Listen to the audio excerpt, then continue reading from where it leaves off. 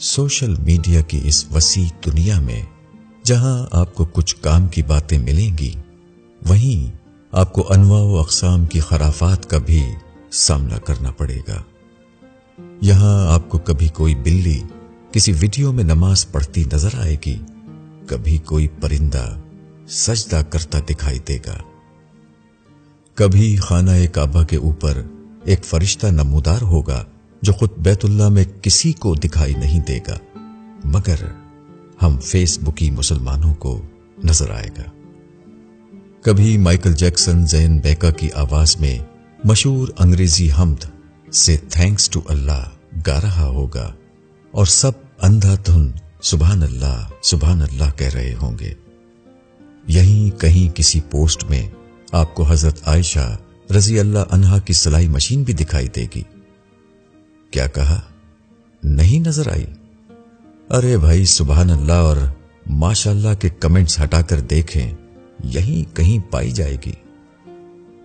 Facebook की दुनिया में ही कभी किसी दीवार या सफ़े की खुदाई करें तो ये बात भी आपके इल्म में आएगी कि मशहूर खलाबाज नील आर्मस्ट्रांग जब चांद पर गए तो उन्हें वहां सिर्फ एक आवाज सुनाई दी, जो कि अजान की आवाज थी, और उन्होंने चांद से वापसी पर फिल फौर इस्लाम कबूल कर लिया।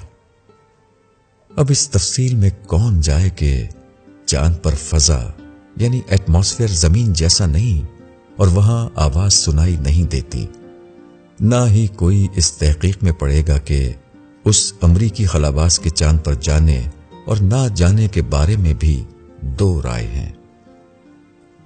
कभी बुद्धों के अजीम रहनुमा दलाई लामा हमारे हुजूर पाक सल्लल्लाहु अलैहि वसल्लम की अजमत का एतराफ करते हैं और कहते हैं कि इस्लाम अमन का दीन है, तो हम अपना ज़हनी तवाज़ुन खो बैठते हैं और कहते हैं कि इस वीडियो को इतना शेयर करो कि तमाम मुसलमानों को इस बात का यकीन हो जाए।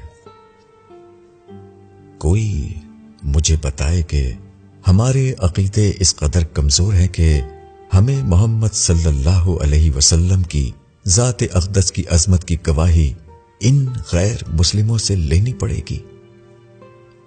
यहीं आपको सच्चे और पक्के मुस्लिम भाइयों की तरफ से पेश की गई वो पोस्ट भी नजर आएगी जो आपने आगे शेयर न की तो आप दायरे इस्लाम से खारिज हो जाएंगे, और अगर माशाअल्लाह और सुभान अल्लाह ना कहा गया तो आप दुनिया के सबसे बड़े कंजूस कहलाए जाएंगे।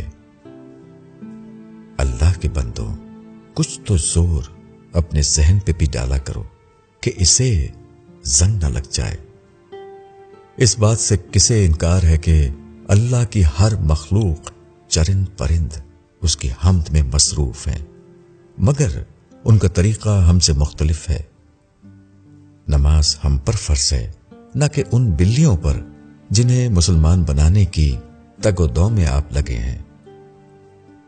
किसी चीज को शेयर करने या ना करने से लोग काफिर होने लगे तो हो गया काम।